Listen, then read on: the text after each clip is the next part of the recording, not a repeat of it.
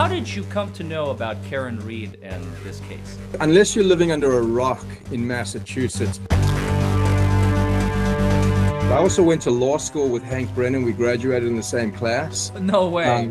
Alan Jackson, one of the finest, most fiery lawyers I've ever seen. I actually said at one point, we had dinner and I said, there are bands and then there are the Beatles. I said, and there are lawyers and then there's this team. Is there a number in the lawsuit or did they leave it open? There is a number included. Must follow the law. The law says this isn't a lawsuit. I don't know if many people think like me, but when you're charged with murder and you walk away with a DUI, that's a slam dunk victory in my book, okay? Well, hello everybody, and welcome back to Buckle Up, It's the Law. Folks, today I have a very special surprise for you all. I told you this one is going to be coming. I told you that I'm going to be planting some seeds, especially when I was able to go to the Karen Reed trial earlier this month in June. I think this is going to premiere in July, so you guys will see it on the 1st or 2nd of July probably. But essentially, I thought to myself, we've seen interviews from Jackson, we've seen interviews from Yannetti, we've seen interviews with Alessi. I think Ms. Little is not, I think she's a bit camera shy. I don't know what specifically inhibits her ability from conducting interviews. Maybe she just doesn't want them. It doesn't matter. She's got her own agenda and we have to abide by it and we have to respect it. But there's one gentleman that is an unspoken hero. For those of you who've been watching the trial on a regular basis, on a daily basis, which you guys know I have not been streaming it, but other people have been streaming it, and I'm sure you've enjoyed watching the trial with them if you have. He has been in the courtroom in trial number 2 every single day. And yet most of you probably don't even know his name. Damon Seligson. Who is he? He is Karen Reed's civil attorney. And I have the pleasure of speaking with him today. Now, I'll introduce him in about 15 or 20 seconds here, but I just want to say 2 things before we begin. This is very important. Number 1, there are a lot of topics, and you guys are going to have a lot of questions that we may not be able to answer. You're going to say, well, why didn't you touch on this topic? Why didn't you touch on this topic? That is because the civil case is ongoing. This is active litigation, and there are certain things that her attorney, Damon, is not going to be permitted to speak about. So please bear with us. And number 2, keep in mind, this is a man who has been in court every single day of the trial, and you don't even know his name. I'm telling you, the unspoken hero, I give you, without further ado, Damon Seligson. How are you, Damon? With that introduction, I'm great, Larry. Thank you for having me. I'm good.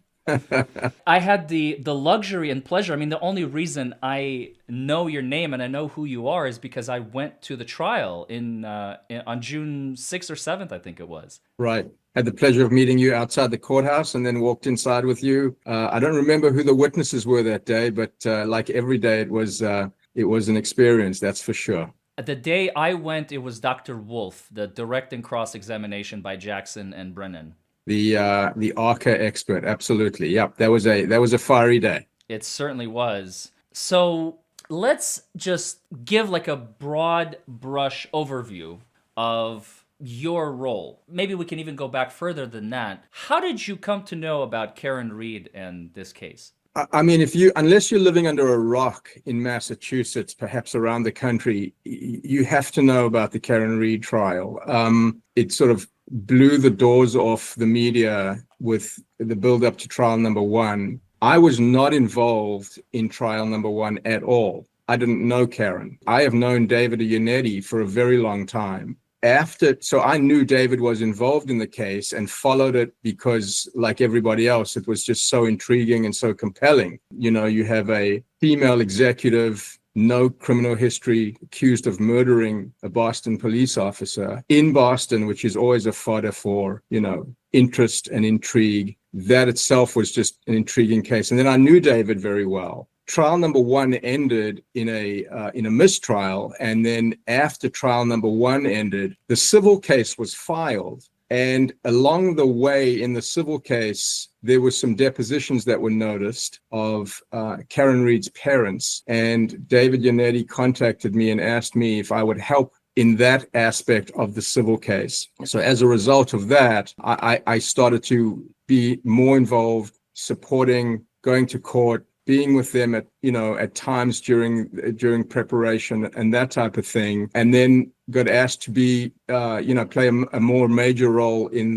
the civil case, which is now underway. Gotcha. So this was after the mistrial. Did you enter the case last year, or was it more this year? It's a great question. So the civil case was filed in August of 2024. Mm-hmm.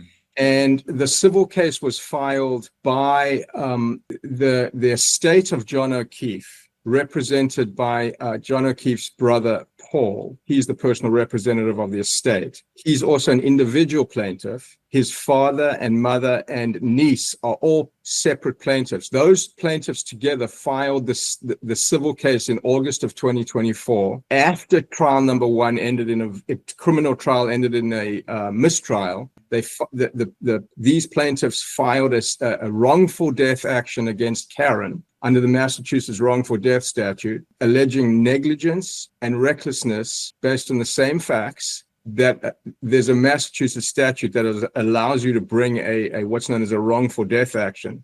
So they filed that. They also, the O'Keefes filed against the two taverns where Karen was alleged to have been drinking with everybody else, John and all the other participants at that night, C.F. McCarthy's and the Waterfall. So those were the three defendants. I did not file an answer or an appearance at that point in time because the allegations stem from operation of a motor vehicle. So Karen's automobile insurance policy gets triggered. Coverage gets triggered under that because it's a civil claim. That insurance policy, then the insured appointed counsel for her. But because Karen's parents were noticed for depositions in February of this year, on the eve of the second trial, that's when we jumped in, were asked to go into court and get protective orders so that Mr. Reed and Mrs. Reed, Karen's mom and dad, did not have to sit for depositions in a civil trial that may have prevented them from being in court every day supporting her, as well as having to prepare for and take and have their depositions taken in the civil trial. So the arguments we were asked to come into court and advance were that protective orders should be put in place to stop that discovery until the trial in the second criminal trial had concluded, and we were successful in doing that. And because we were successful in doing that, I think they liked the work we did, and so we've been asked to play a more significant role going forward. Well, that's really awesome. I'm thinking the reason, and please correct me if I'm wrong, the reason the lawsuit was filed in August wasn't that about 5 months shy of the statute of limitations for the lawsuit to be filed in Massachusetts? That's correct. So the statute of limitations in Massachusetts for a negligence action under state law is 3 years. So plaintiff's counsel was obviously aware of when the statute might run and filed the case at well in advance of the statute of limitations running, because if 5 months further had run, then those claims would be barred as a matter of law. Right. The interesting thing, though, is immediately after that civil case was filed, the plaintiff's counsel sought to take Karen's deposition in the civil case. What? Yep. Sought to take Karen's deposition in the civil case, notwithstanding the fact that there was a second criminal trial coming. And her lawyers, the insurance defense counsel, went into court and appropriately got a stay of that deposition testimony because she had a second criminal trial coming up in April, and she would have a Fifth Amendment right not to incriminate herself. So the court entered the stay, and then he went ahead and tried to get depositions of her parents in February, and that's where we jumped in and said, no, this is an end run to get information that might help the prosecution. They were not witnesses to anything. Right. They need to be so that was really the crux of the argument that we made, was that there was no need to take anyone's deposition in February when you've got a discovery deadline in the civil case that expires in August of 2026. So there's no urgency. It was really just an end run to help the prosecution in the criminal case. I was going to say, did they not know about the second criminal case? Why would they schedule a deposition for a defendant in a criminal case, that could be used against her and it would be admissible as a prior statement, a sworn statement, I imagine, to some degree, would it not? Absolutely. And if you recall from the criminal case, Karen's words were very important. You know, Yes. they were used against her, manipulated and distorted as the defense team showed. But anything she might have said to her parents arguably could have been used in the criminal trial. Not that she would have said anything that was incriminating, but you just don't know what is going to come from a deposition in a civil case and have to anticipate how that might be used in a criminal case when she has an absolute constitutional right not to say anything at any time. So that's why those depositions it was important that they not go forward, because she had a right to remain silent and not have to testify in the criminal trial. Exactly. And as we learned from Hank Brennan, he is a master puppeteer at turning completely innocuous, innocent, meaningless in the grand scheme of things words into the most incriminating smoking gun that you have ever heard or seen before. Exactly. And the interesting thing about the civil case is that the case was filed in August of 2024, as we've discussed. Not a single piece of discovery was done until until they tried to take Karen's deposition in October. Until February, the next discovery tool that's used were notices of deposition of William and Janet Reed, her parents. Not an interrogatory was served, no document request was served, no depositions or documents requested of the two taverns where they were drinking. Nothing to advance those claims. What?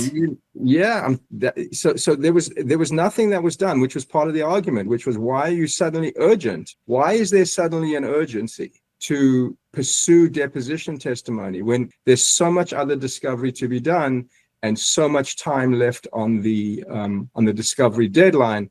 And the judge, who's been specially assigned to this case, saw right through it and granted the protective orders. The interesting thing, Larry, is in Massachusetts, in the civil cases in Superior Court, where this case is pending, you know, it's the highest trial court.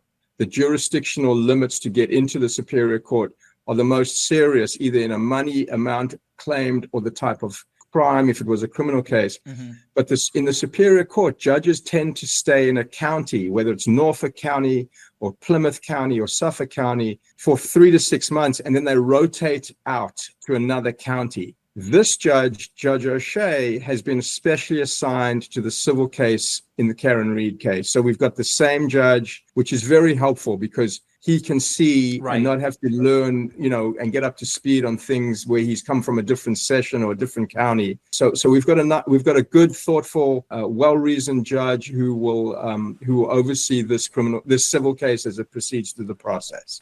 Now, I know you can't see my face, but you should have seen it when you said the words that no other discovery has been done in this case save for the attempted depositions of Karen and her parents. The first thought that I had, and this is my next question to you, who do you think that civil attorney was working for? You and I both know. I mean, the argument that we wanted to make, and we have to be careful, is the prosecution urging the civil attorney to try and get discovery to help in the prosecution of Karen in trial number 2. You would think so, because they haven't done any other discovery, and all of a sudden it's incredibly urgent to take her parents' depositions on the eve of the second criminal trial, when they were not witnesses to anything that took place either before or after John O'Keefe's body was found at 34 Fairview in Canton. So I mean, it doesn't pass the smell test, in my opinion. No, definitely not. Okay, so you enter the case. You get signed on as Karen Reed's attorney in the civil matter in the wrongful death case that was filed in August of 2024 with Paul O'Keefe as the executor. What has been done? Again, I understand you may not be at liberty to discuss, and I'm not trying to press in any way, shape, or form. So please take liberty with my question and take liberty with your words. after or right before the trial begins, now we're in March of 25, the trial, we're on the precipice of the trial. What is your role, if any, as Jackson, Yannetti, Alessi, Little, as they're all preparing for the criminal trial? So honestly, my role was, because most, if any, of the proceedings in the civil case were stayed pending the outcome of this criminal trial. Really, nothing was done in the civil case because everyone was waiting to see what would happen in the second criminal trial. So there's been a wait and see approach, and really just to support Karen's parents, because I was initially retained to represent them. And she had insurance defense counsel that are still involved. And so there wasn't anything done yet. The two bars, C.F. McCarthy's and the Waterfall, had filed answers to the complaint that was filed in the civil case, denying the allegations. And that's what you do in a civil case. You file an answer and you deny the allegations, admit what you have to admit, deny what you have to deny. We were waiting to file answers or response to the complaint, which, those documents are in process. But really, nothing was done in the civil case, Larry, because everything was stayed by the civil judge pending the outcome of Karen's case, criminal case.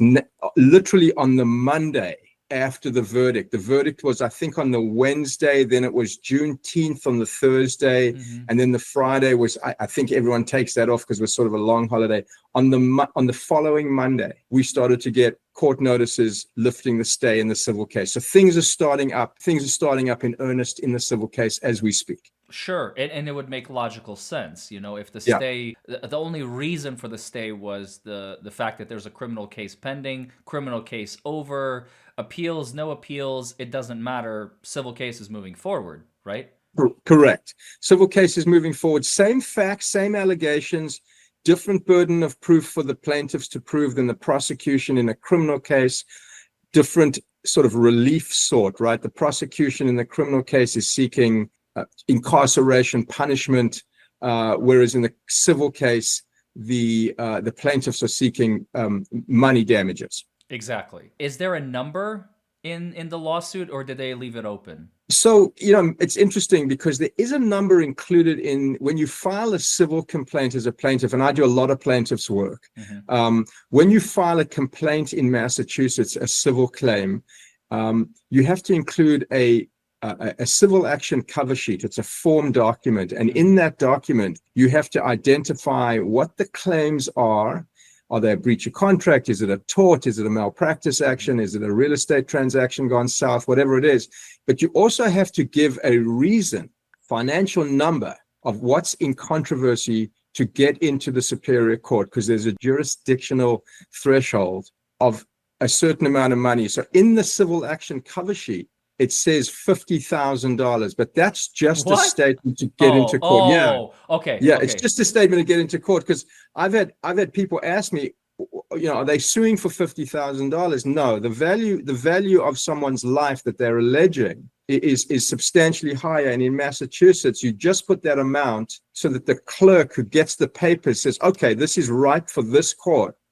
But you're not allowed to actually say we want X, Y, or Z in a tort case. There's a law against it. You really just leave it up to a jury to decide what's the value of someone's life, what's the value of the damages, so it could be anything like that. Other states, you can actually say we want X, Y, or Z. Not in Massachusetts, just in the civil action cover sheet, so that the clerk looks at it and it says, this case stays in Superior Court because the amount in controversy is over the minimum threshold amount. I see. Yeah, I was going to say, in Kentucky, you are permitted, where I practice. You are permitted. You can ask. You can ask. And I've seen where people don't ask, and they do leave it wide open until discovery is ripe. And honestly, in my personal opinion, when I see a civil lawsuit in Kentucky that just asks for a jury trial and demand to be, later stated by the plaintiff, I usually, not always, it depends on who files it, obviously, but I usually chalk it up to like inexperience. Maybe they don't know what the claim is worth. Maybe they feel like they could get more, because why should I ask for 100,000, when later I learn, oh, it's a $500,000 claim. But if I ask for $1 million and then it turns out to be $500,000, I kind of look also kind of dumb. So they, they kind of, they're so afraid to state a number. Sometimes, not always, not always. Sometimes Right. it's a smart strategy, and especially in multi-million-dollar litigation, rollover of a vehicle, it collapses and just shatters someone's spine or something like that. I mean, these are, 8-figure cases. Right. You don't want to shoot yourself in the foot. Ask for 5 million, and it could have been 25, for instance. So Yeah. There's a benefit and a disadvantage to it. You could undervalue your claim, or you could overshoot and look greedy. But I think that in Massachusetts, if you put a request in your complaint, for example, if the O'Keefe's lawyer put in a certain number, the defense can go in and ask the court to strike it so that the jury doesn't even see it if they got the complaint and start to sort of emotionally attach to that number, right? So you cannot stand up in your closing argument and say, my loved one was worth, like a Picasso painting, and then trying to assign a value to it. That's grounds for a mistrial. You really just have to say, these are the allegations. This is what the consequences were of the alleged negligence. Jury, you come up with an award based on your common sense and your understanding of certain things. Now, you can put medical bills, in front of a jury and that type of thing. But in a wrongful death case, you really are just asking the jury to use their common sense and their sort of joint understanding of life and reason and come up with a number. And sometimes it can be outrageously high. Sometimes it can be very, very unfairly low. And sometimes it's just right. Sure. I can definitely see all three scenarios come out in practice. And I imagine you've seen all three in your practice. Yes.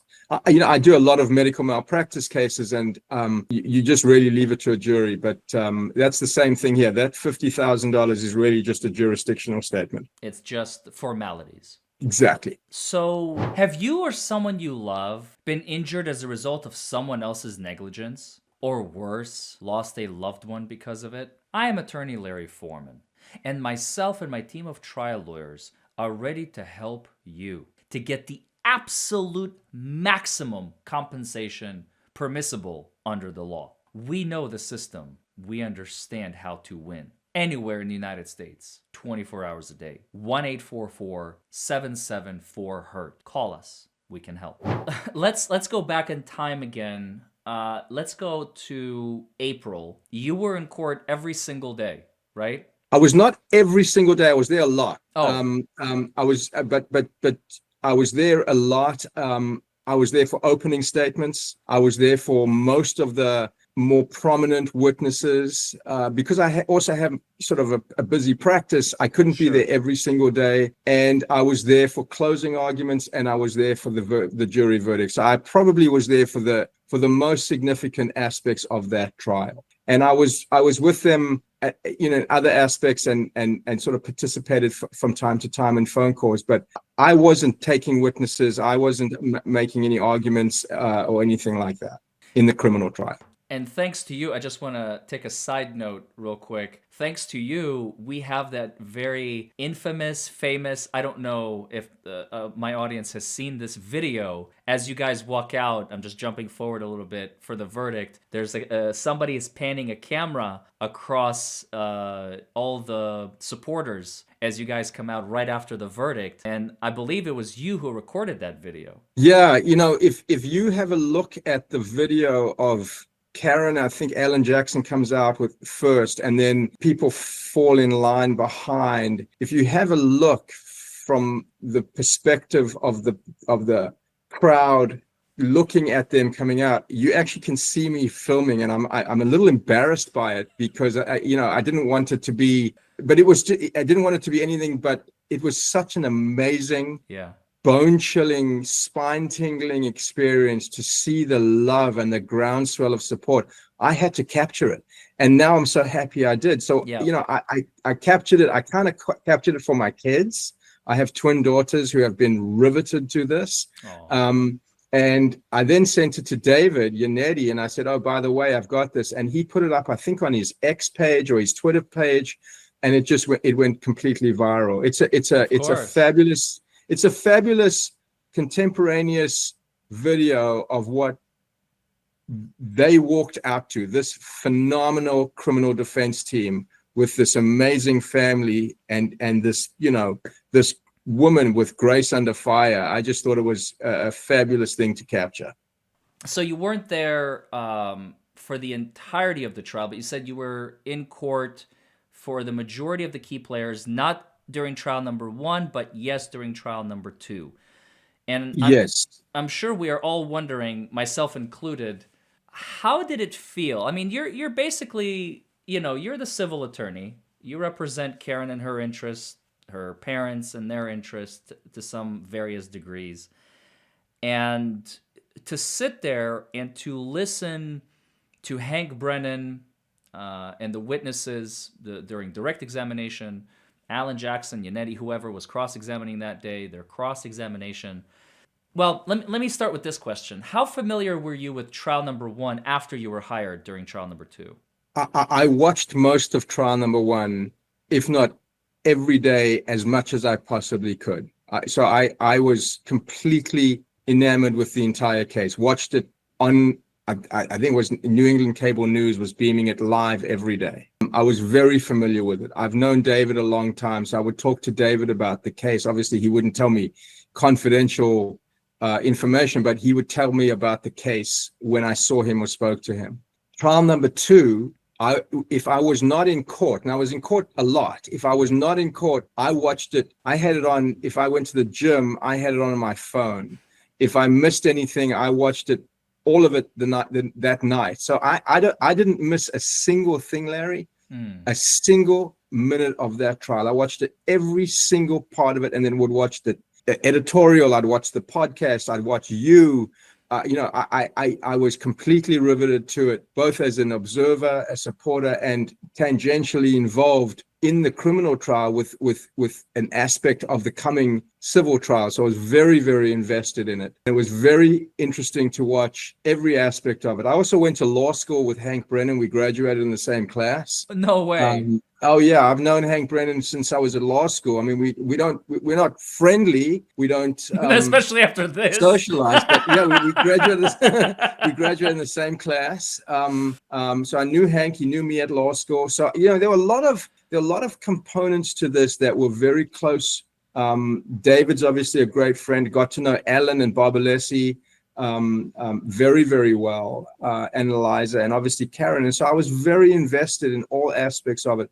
And I got to tell you, I have a deep caring for Karen's mom and dad and her brother Nathan. So that if I wasn't in court, I was watching or catching up at all times. Gotcha. And I guess, brings me to the obvious next question.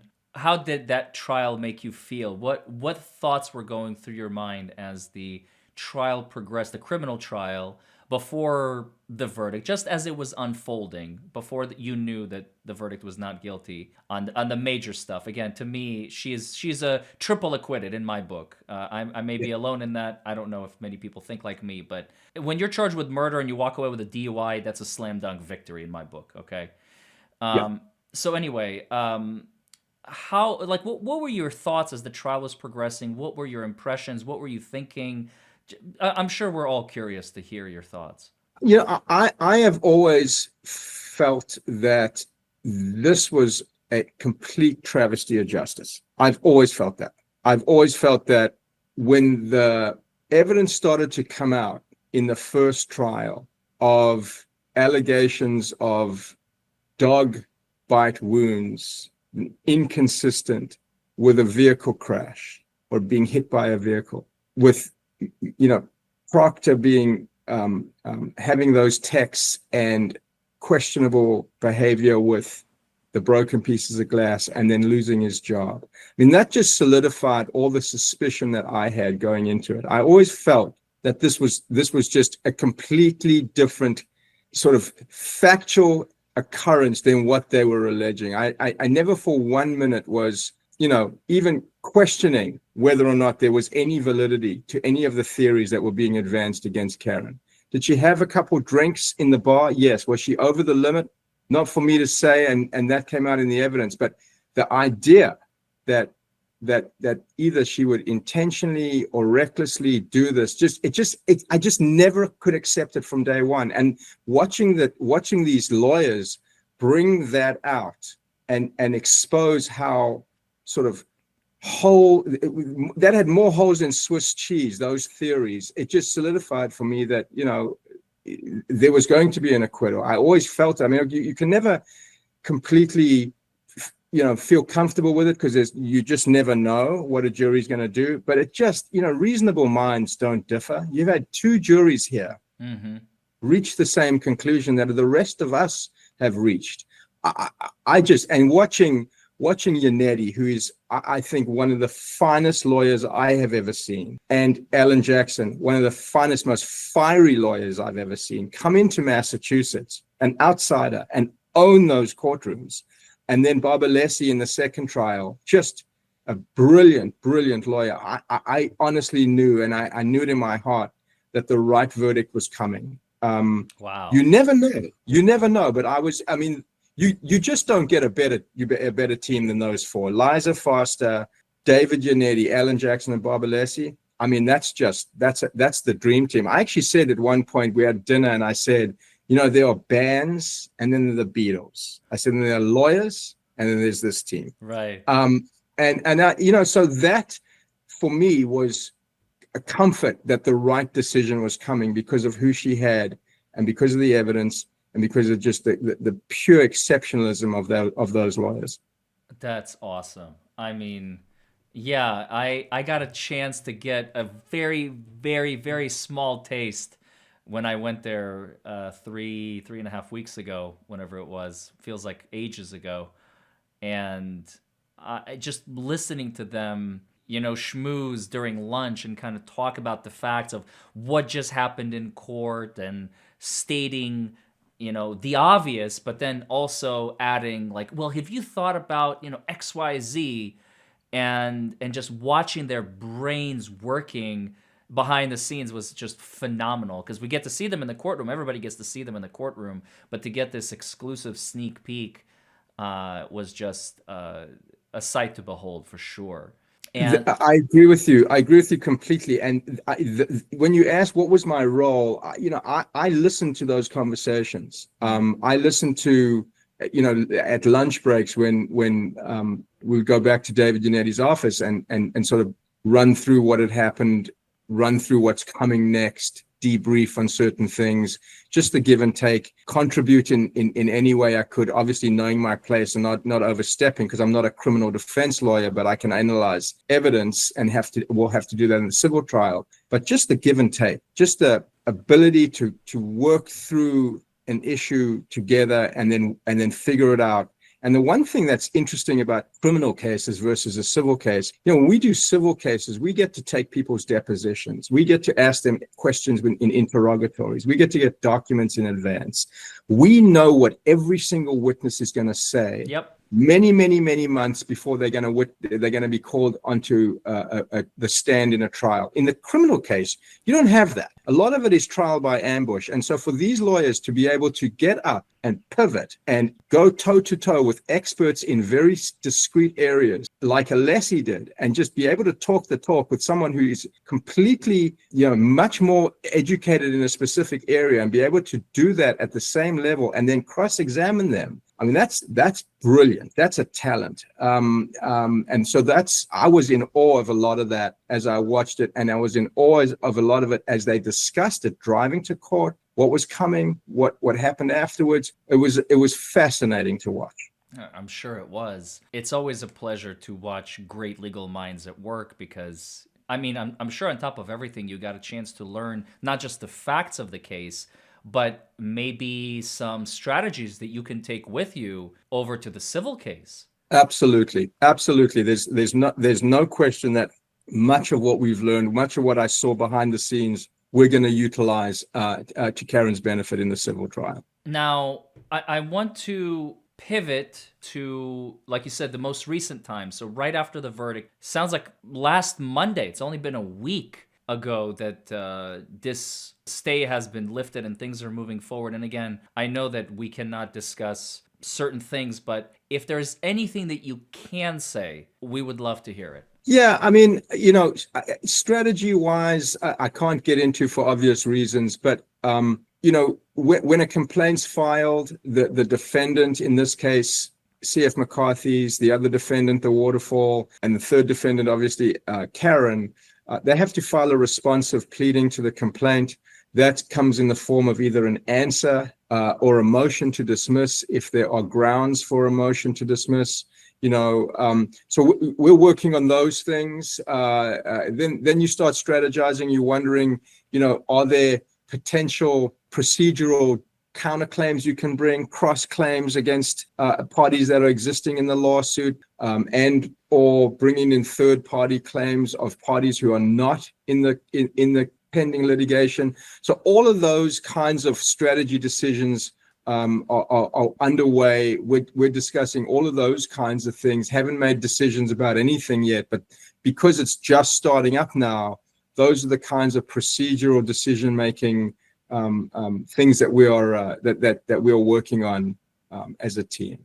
Gotcha. Is there? And then, oh, sorry. Go ahead. And then, sorry to interrupt you. And then, what will happen now, Larry, is the discovery that we were expecting last August to start will start up in earnest. So depositions will get noticed. I imagine they're going to want to take Karen's deposition. They're going to want to take other people's depositions and try and establish the evidence that they want to try and establish to prove their claims. And we'll defend against all of those and conduct our own discovery to in her best interests in the case as well. So that all of that is going to be underway. The difference in a criminal case to a civil case, as we discussed, is you get a broader breadth of discovery that you can do in a civil case. So criminal case, you're much more constrained by what the judge sort of allows and doesn't allow, and certain constitutional rights as a defendant if you're in a criminal case. Right. But in a civil case, whatever under Massachusetts law, and I imagine it's probably similar in Louisville,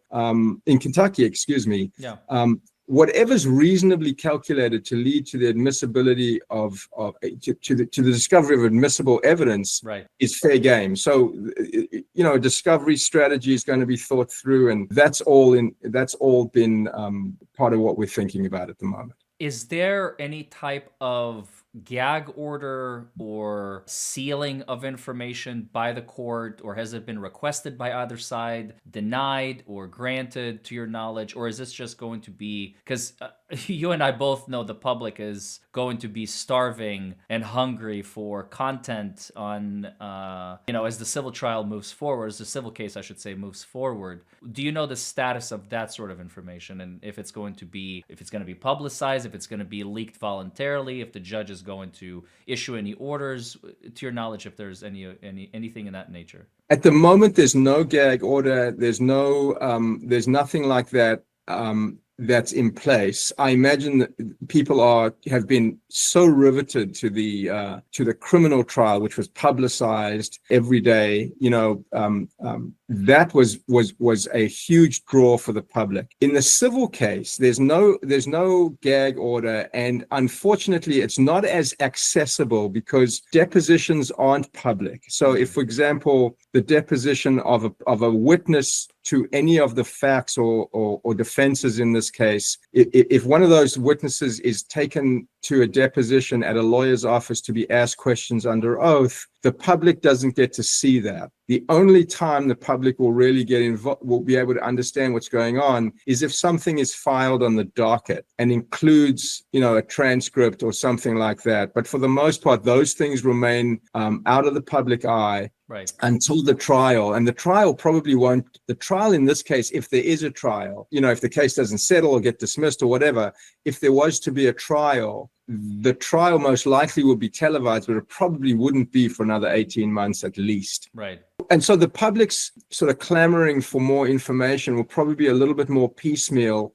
Things that are filed in the docket are public, but there's no gag order. There's nothing under seal. In Massachusetts, you really have to have a good reason to protect the docket from the public being allowed to see what's going on. I've had cases where, you've got a child involved, or you've got something very sort of intimately private, and you've got to go into court and really advance for why the public cannot see it. So there won't be the television cameras in the deposition of whoever is taken. That's unfortunately part of the civil process. Now, I don't know if you're familiar. I only know this because there's a case I followed and I befriended the lawyer on a case down in Florida. I learned in Florida, for instance, before a deposition gets released, it has to be kind of vetted by the clerk to make sure that there isn't any information that needs to be redacted before it is released to the attorney. Now, you can ask for an unredacted version,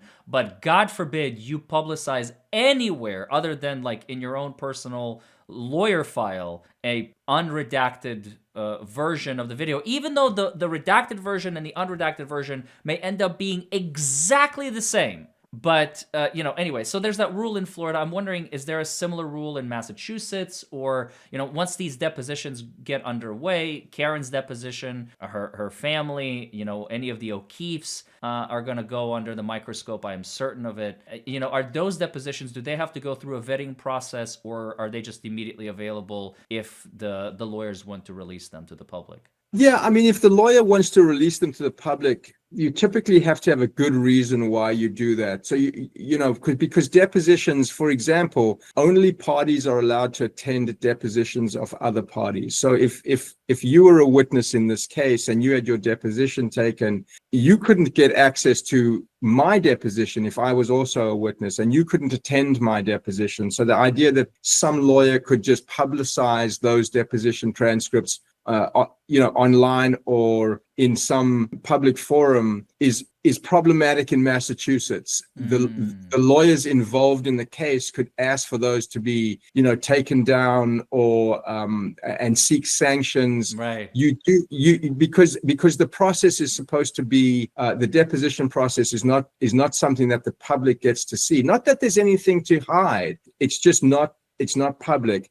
The reason people take depositions, as you know, is so that you know what the person's going to testify to at trial, and you're ready for them. So if they say at their deposition the traffic light was red, and then suddenly they're under oath at trial and they say it was green, you can say, do you remember having your deposition taken? That's really how it's used, right. And to get a sense of it. But publishing it online, for the public's interest in a civil case, typically is not done in Massachusetts. The only time you really get to see deposition transcripts is if someone leaks it improperly, or you need to attach portions of it to a motion or an opposition that's filed in court, and then that motion or opposition with that exhibit transcript is available to the public. But for the most part, we don't see them published in public. Got to be careful with that. You could run into trouble with the court. Okay, understood. Yeah. I'm not going to be leaking any deposition transcripts, because I really don't want to be in trouble with the court, but it's just really not done. Oh, no, heavens, no. I would never ask you to. That's why I'm asking these questions, because I don't know Massachusetts specific rules, because every state is different. Some states don't care. Some judges don't care. Some judges will rip your head off if you don't follow the rules, or if you leak something that's not supposed to be leaked, etc. Especially if, there's a gag order or something like that. There is a link to the Massachusetts public filing court system, and you can go on there as anyone, and you can find the county where a case is pending, type in the names of the parties, and you can get the docket, and you can look at what's a publicly filed pleading. And if there's a motion or something online that's got some deposition transcript, you can get it that way. So I imagine, since it's still, the stay has just been lifted, there is no scheduling order yet, or is there? There's a tracking order, and that's on that docket as well. So what happens in Massachusetts, Larry, is when you file a complaint, if you recall, I mentioned that there's a document, a template document that you have to file called a civil action cover sheet. And basically what that is it's a pre-printed form that will ask who the parties are, who their lawyers are, what counties they live in. That gives the court knowledge that they're in the right county. And then once you fill that form out, it'll ask you the kind of case that it is. So, for example, if it's a motor vehicle accident, you'll check that. And then once it's filed, or if it's a wrongful death action or medical malpractice or zoning, whatever it is, the court immediately electronically spits out a tracking order. And the tracking order will set deadlines for when the complaint must be served, when the summons must be served, when the answer must be filed, when discovery, the time frame in which new parties need to be brought in under Rule 15, for example, when motions for summary judgment need to be served and filed and argued, when a pretrial conference will occur. And so it sets out a roadmap for the parties to understand. And if it's a case like this, a wrongful death action, it's immediately assigned what's known as an average track, which means the dates are longer. The discovery deadline is much longer. If it was a fast track, the trial would be in a number of months. When it's like this, an average track case, because it's automatically assigned to the average track, the court prints up a tracking order, which is then sent to you. And that's the form we got on Monday, which gave us a tracking order deadline. And that you can find that on that link. It will be there. Well, I guess it brings me naturally to my next question. So what is next? So what's next is, sort of the parties are getting their answers and responses in place. I imagine written discovery will start up, which is serving interrogatories, which are questions that lawyers send to the other lawyers to have their respective clients answer under oath. Once interrogatories are exchanged, and the lawyers for the waterfall will send interrogatories to the lawyer for the O'Keeffes, and vice versa, and to Karen, and vice versa. Document requests will be sent back and forth, and then depositions of witnesses will start. And either they will be depositions that are noticed by notice or by subpoena, and then witness testimony. Those private depositions will start up as the parties start to prepare their respective cases for trial. At some point in the next 9 months, the court will probably call all the lawyers in and have a discussion about where they are in discovery, how much has been done, what still needs to be done. Should we extend out some of the deadlines that exist on that tracking order I talked to you about?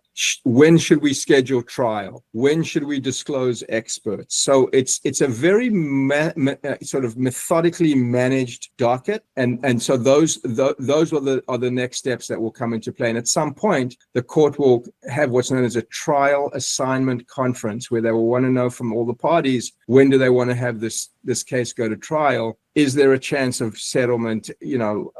And try and figure out where the parties are, and what's the status of the case. And like you said, more than likely it'll be 2027 before the case actually gets litigated in court before a jury. Yeah, with civil cases, because you're not dealing with someone's liberty, the cases take much longer. And with COVID, we had such a backlog of cases that were held back from progressing, and so we've only just started to catch up. So cases that have been filed within the last couple of years, 2023, 2024, cases like this that have an average track are getting trial dates assigned 2027, 2028. So I imagine a case like this could get a trial date in 2027. Gotcha. But there's a lot to be done in the interim, a lot. Right. A lot of discovery. A lot of it has been done in the criminal case, but you still have to do your work in the civil case, because you've got a different burden of proof. You've got different things to consider. You've got different paths to go down with discovery. So it's going to be a lot of work for all the parties, and the court knows that and wants to make sure that everyone's done their respective work, for the plaintiffs advancing their claims, and for the defense preparing their defense, and then they'll schedule a trial. And once the trial is scheduled, they typically don't take it off. Right. It will go on the date that's scheduled, because they call you in and have you have input. What works for you? What works for your witnesses? What works for your experts? We're not moving the trial from that date. Right, because you have so many different parties involved, so many different people are going to have to come in and testify, and moving that monstrosity. I mean, no judge wants that hassle, I imagine. Absolutely. And I do a lot of medical malpractice cases, and those trials are typically 2 to 3 weeks. And, there's so much of it in Massachusetts with so many hospitals that those cases take up a lot of time. A case like this could take 6 weeks, so you've got to find a time when the court doesn't have all of those other cases going on and has that freedom to have this case go forward if it was to go to trial. The other thing that's interesting is the criminal case was in Norfolk County. This case is pending in Plymouth County, so it's in a different county altogether. It's more of a South Shore of Massachusetts, whereas this was in Dedham, which is a little bit more closer to Boston. Why is that? That's because the O'Keeffes are down there, and they're the plaintiffs. So you can file in the venue of where the case is filed is determined by where either the plaintiffs are residents or the defendants are residents, and I believe they are residents of Plymouth County. Gotcha. Is there anything else you would like to tell our audience? I think regardless of whether the criminal case has a burden of proof of beyond a reasonable doubt and to a moral certainty, or in the civil case, preponderance of the evidence, or more likely than not, which is a lower burden, the facts are still the same. They still have to prove, whether it's the prosecution or the plaintiffs in this case, that Karen drove her car into John O'Keefe. And I think that is the piece that is just not existent. And so it's going to be a very similar presentation with a lower burden of proof. And we'll have to see how it plays out. But that's really what we're going to anticipate. Do you feel like there is a possibility for the O'Keefe family to have real justice against the real killers? I guess I don't know how else to put it. I've thought about that a lot. I mean, if you think about just the sadness of this case, right? You've got this family that have lost their son, their brother, the uncle to these two kids that he took care of that were his sisters, and you've got no accountability for them because they went after the wrong person. The prosecution went after the wrong person. And you've got the sadness that Karen and her family had to go through. And so I think there is just the travesty of that. Yeah. That they went after an innocent woman from day one that has left complete unanswers and no closure for the family who lost a loved one. I think that is just abjectly devastating for everybody.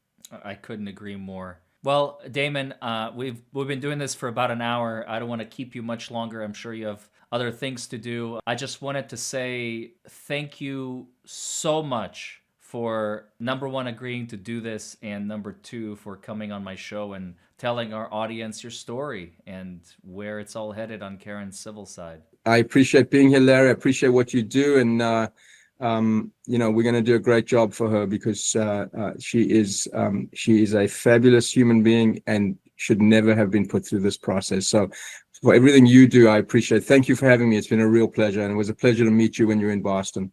Likewise, sir. Thank you very much.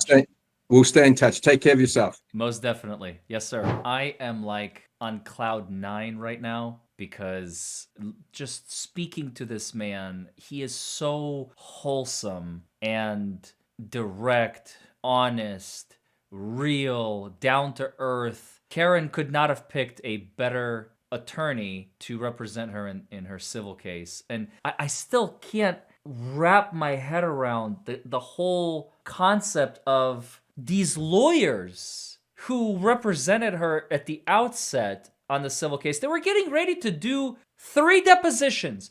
Just for those of you who may have missed it, let me enlighten you why my face just went, what? Like this in the beginning of the interview. And thankfully, Damon couldn't see my face. But I have to say this before I close this video and say goodbye to you all until tomorrow. Folks, it's like, who's working for who here? These are the lawyers that were supposed to protect Karen's interests, okay, in the civil case. Had her deposition been taken, her Fifth Amendment right would have literally been stolen from her by her own attorney, by her own lawyer, pre-Damon, before Damon. That's how crazy that is. Now, again, I don't want to sit here and argue any conspiracy theories and this and that. We don't even need to go that far. Just think about it from a plain and simple point of view. You have your lawyer. You have a criminal case coming up in 30, 45 days, and your own lawyer says, hey, come over here in front of this camera with this court reporter, raise your right hand, or you swear to tell the truth, the whole truth, and nothing but the truth, so help you God. It's a sworn statement. The depositions are sworn testimonies. We remember this from the Johnny Depp versus Amber Heard case. Remember? We covered Amber Heard's deposition on my channel. There are 4 parts to it. It's in the playlists, or if you just search for it, you'll be able to find it. That's what a deposition is. You answer questions, and that can be used and will be used against you in any proceedings, civil, criminal, it doesn't matter. I was just dumbfounded and shocked to hear, and you heard it here first, folks, her own lawyer, before she hired Damon Seligson, was going to take her deposition. And then Hank Brennan would have used it in court, and who knows how he would have spun it at that point. We saw how he took clips out of context and just played them for the jury, and you saw how it did nothing. Nothing. For those of you who also may not be familiar with exactly how the American justice system works, because it is very complicated. I wouldn't expect you to. But you heard Damon say specifically that there is a high standard in criminal cases that's beyond a reasonable doubt, and in Massachusetts they add some additional language to moral certainty. In civil cases, it's preponderance of the evidence. So you might think to yourselves, well, she's already been acquitted in a beyond a reasonable doubt standard. Of course she's going to beat the preponderance of the evidence standard. That's easy. Well, not so fast, I think she has a very good shot.